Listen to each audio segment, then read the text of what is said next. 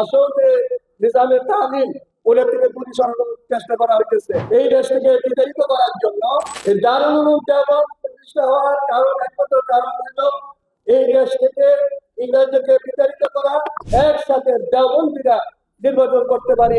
আসসালামু আলাইকুম ওয়া রাহমাতুল্লাহ।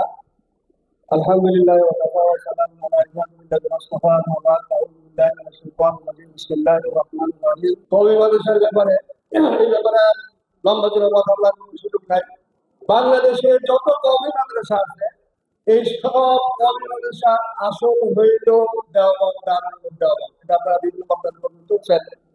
তো দারুল উলুম দেওবন্দ কি জন্য প্রতিষ্ঠা হয়েছিল আপনারা জানেন যে দারুল উলুম দেওবন্দ বিশেষ এক পরিস্থিতিতে ইংরেজদের এই দেশ থেকে বিতাড়িত করার জন্য, যখন আমাদের আকাবের দিন তাদের আন্দোলন থেকে নাকাব হলে 1857 সালে যখন নাকি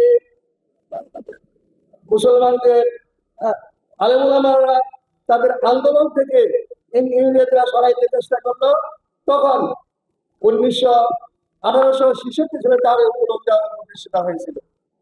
এই দারুল উলুম দেওবন্দ প্রতিষ্ঠা হওয়ার কারণ, একমাত্র কারণ হলো এই দেশ থেকে ইংরেজদেরকে বিতাড়িত করা এবং এই দেশে আসল দিন প্রতিষ্ঠা করা।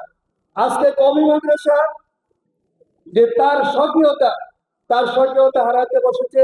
কওমি মাদ্রাসার যে উদ্দেশ্য, এখানে কওমি মাদ্রাসার সিলেবাসের মধ্যে দেখা যায় কিছু কিছু নতুন কিছু সংশোধন করে কওমি মাদ্রাসার আসল যে নিজামের তালিম ওটা থেকে দূরে সরানোর চেষ্টা করা হইতেছে।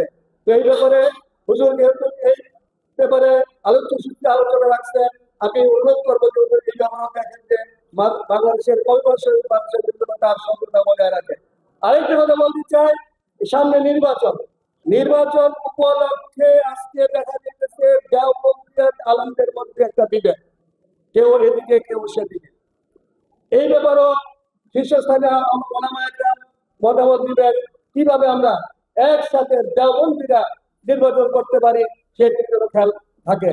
এবং আরেকটা কথা না বলতেই নয়, একটা জামাত বাংলাদেশে আছে যারা ইসলাম প্রতিষ্ঠা করতে চায়, তারা যদি রাষ্ট্রীয় ক্ষমতায় যায়, সবচেয়ে বেশি আঘাত হানবে এই কওমি মাদ্রাসার উপরে। আমরা চাই না তারা ক্ষমতায় যাক, আমরা কওমি মাদ্রাসা তার সফলতা বজায় রেখে সামনে চলতে পারি। আল্লাহ আমাদেরকে সেই তৌফিক দান করেন। ওয়া আখিরু দাওয়ানা আলহামদুলিল্লাহি রাব্বিল আলামিন।